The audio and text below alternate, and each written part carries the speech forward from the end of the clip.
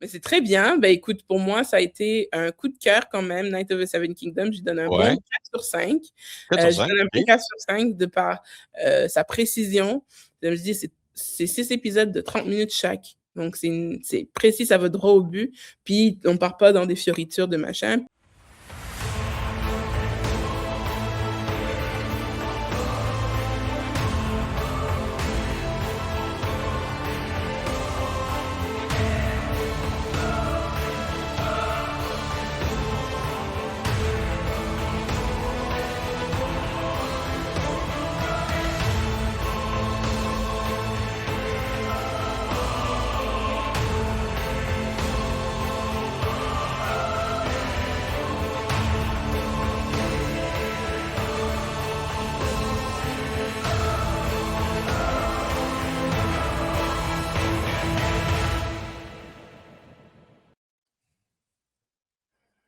Marie, là, on va parler d'un spin-off, une série dérivée d'une très, très grosse franchise. Je te laisse en parler parce que c'est gros, là. Alors, on parle de la série spin-off de Game of Thrones, A Night of the Seven Kingdoms. Hmm. Donc, c'est justement, on parle de l'histoire, ça se passe quelques années avant les événements, on va dire, de Game of Thrones. Donc, on parle d'à peu près une centaine d'années. J'étais pas tellement au fait de exactement quand sur le timeline, mais c'est comme c'est ça, là, on parle du grand-père des Targaryens. Donc, on n'est pas très loin. Ouais. Puis, en fait, c'est quand même une saga qui est très, très, très intéressante de par son format, parce que c'est un format très court. C'est un format très court de 6 épisodes de 30 minutes chaque. Donc, on est sur un overall de 3 heures, si vous voulez, de visionnement. Ça se visionne très bien. J'ai beaucoup aimé le jeu, les acteurs, la distribution est nickel comme d'habitude. Franchement, j'ai l'impression que HBO, ils ont les meilleurs directeurs de casting ever. Donc, on a Peter Claffey dans le rôle de Duncan the Tall, Sir Duncan the Tall. Donc, ça, c'est le chevalier, donc, qu'on suit. On suit on va dire, une portion de sa vie avec aussi quelques flashbacks. Il y a l'excellent Dexter Soul qui joue le rôle de Egg. Egg, qui est le petit écuyer, justement, qui le suit partout, C'est un etc. personnage important parce qu'il me semble que ce nom-là vire partout, là. Oui, Egg, c'est vraiment, ben, c'est très important. Je ne vais pas vous spoiler pourquoi c'est important, mais c'est vraiment un acteur, un petit acteur du feu de Dieu. Il est attachant, il joue Ouais. très, très bien. C'est vraiment,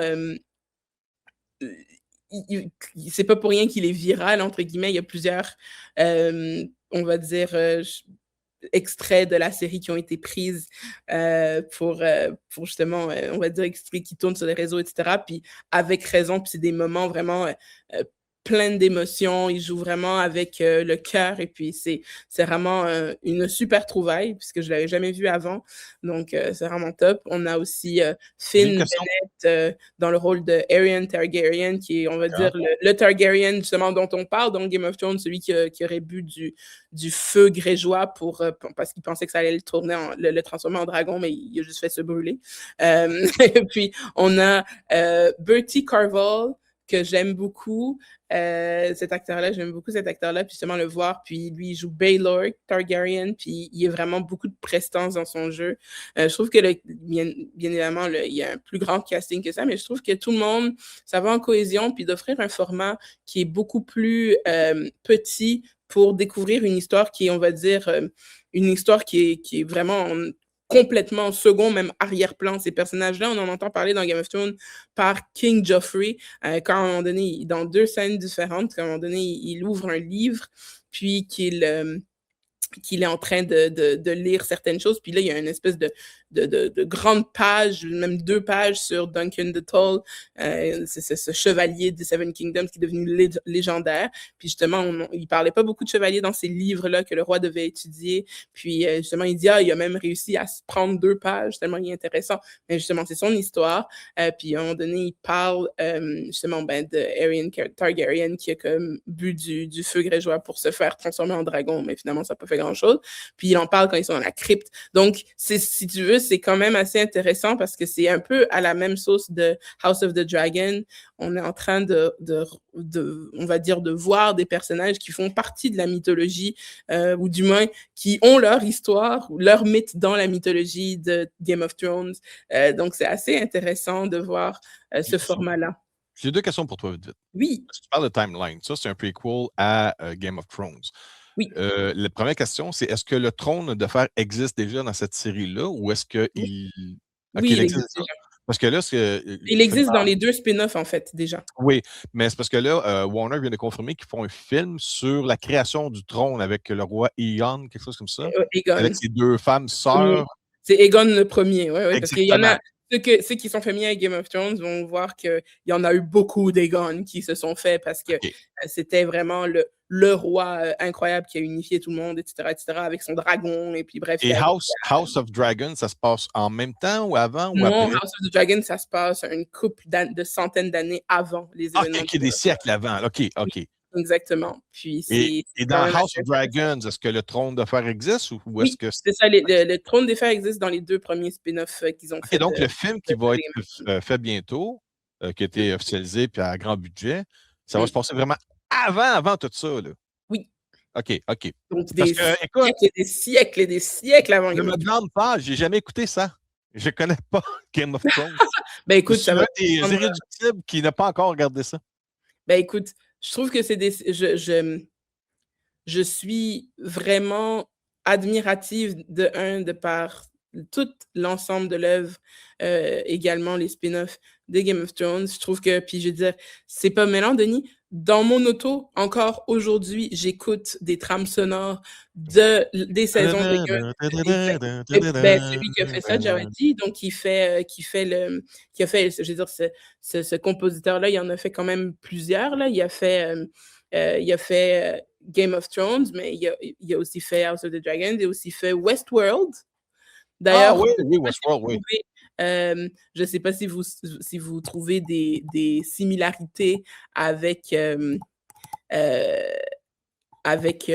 Game of Thrones puis Westworld, qui sont tous les 2 de HBO, sauf que je sais pas si vous entendez des similarités dans les génériques de début pour ceux qui ont vu Westworld, puis ceux qui ont vu Game of Thrones, il y a cette espèce on va dire, de musique latente. C'est justement Game of Thrones, c'est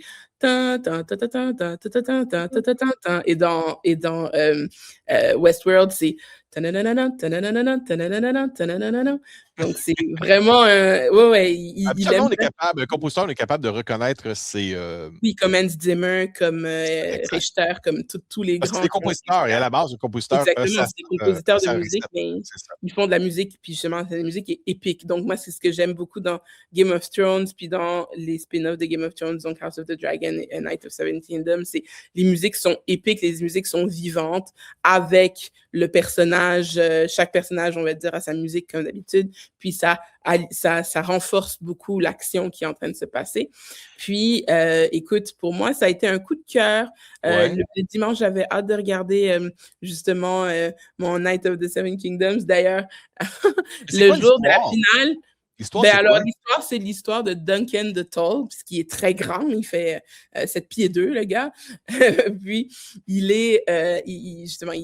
c'est son histoire il veut devenir un chevalier de la garde royale. Il aspire à ça. Puis sur son chemin, il rencontre un ancêtre Baratheon. Il rencontre plusieurs ancêtres, en fait, de plusieurs familles qu'on connaît dans la série Game of Thrones. Puis, il se fait un nom pour lui-même. C'est pas le plus dégourdi de la gang, mais c'est celui qui a le plus d'honneur puis le plus brave. Donc, c'est vraiment une histoire quand même assez on va dire sensée. Puis, j'ai trouvé que justement, le format de sortie de la série était parfait parce que justement, on nous en a pas trop donné, mais on en a donné juste assez pour aimer, aduler et adorer les personnages de cette série. Puis, on nous en a donné aussi juste assez pour pas être trop écœuré parce que justement, trop de Game of Thrones tue un peu Game of Thrones, même si c'était une super saga et tout. Il y a beaucoup d'histoires, justement, que, comme tu dis, là, il y avait le film, etc. Il y a beaucoup d'histoires que les gens ont hâte de voir. J'espère que ce ne sera pas un film d'animation comme Non, non, la non, non, série parle d'un des film anneaux en vrai, là, d'Héroïm, là, parce que pour vrai, j'ai trouvé que c'était sympa, les Héroïm, mais voilà, c'est animé, puis c'est pas, je veux dire, moi j'adore animer, mais c'est pas un format qui convient à tout le monde, et malheureusement, ça attire pas beaucoup de gens au cinéma. Mm.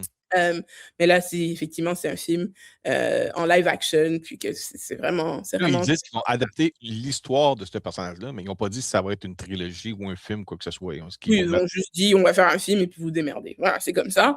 Mais c'est très bien. Ben écoute, pour moi, ça a été un coup de cœur quand même. Night of the Seven Kingdoms, je lui donne un bon 4 sur 5. 4 sur Je 5, donne un bon ok. 4 sur 5 de par sa précision. Je me dis, c'est 6 épisodes de 30 minutes chaque. Donc, c'est précis, ça va droit au but.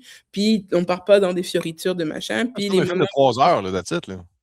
Exactement. Puis les Ah. moments qui sont sensibles sont quand même assez bien développés aussi, Ok. sans être trop dans le truc. Puis justement, l'épisode 5, j'avais fait une... je t'enverrai ma tête que j'ai faite parce que l'épisode 5 de la série était extrêmement difficile à regarder. Denis, j'étais pas bien pendant la moitié, si ce n'est pas la quasi-totalité de l'épisode. J'avais la main sur le cœur, là, puis j'étais comme ça. Je pense que j'avais des relents. C'est pas le sang qui me fait, c'est vraiment tout ce qui est psychologique et qui vient dessus. C'est pas forcément le sang, et c'est aussi les scènes de bagarre qui sont très réalistes et très crues, beaucoup plus crues que dans Game of Thrones, j'ai trouvé aussi. Ouais, OK. Oui. Plus cher aussi, parce que j'ai entendu parler qu'il y a la bataille finale dans le noirceur, personne ne voyait rien, là. Non, mais non, on le voit bien, on le voit très bien, et puis voilà. Mais franchement, puis d'ailleurs, j'ai pas été la seule à avoir cet engouement parce que c'est une des séries avec les épisodes de l'univers de Game of Thrones qui sont le mieux notés. Qui sont le plus appréciés par le public. Okay. D'ailleurs, tellement appréciés par le public que la finale, j'ai dû attendre 3 heures pour la regarder parce qu'elle ne chargeait pas, parce qu'il y avait trop de monde sur la plateforme pour le regarder. OK, wow, OK. Bon. Donc, ouais, j'ai dû, à la place de regarder à 10 heures, j'ai dû regarder à minuit, 1 heure, parce que sinon, je ne pouvais pas le regarder et je ne voulais pas aller au lit je voulais pas aller au lit avant de me faire spoiler, ça c'est sûr. OK, voilà. là, moi, si je veux regarder ça, les 6 sont disponibles maintenant. Sont disponibles actuellement sur, au Canada, c'est Crave, mais sinon, c'est HBO ou HBO Max ailleurs dans le monde. OK. Donc, bon visionnement, tout le monde. Merci beaucoup, Marie.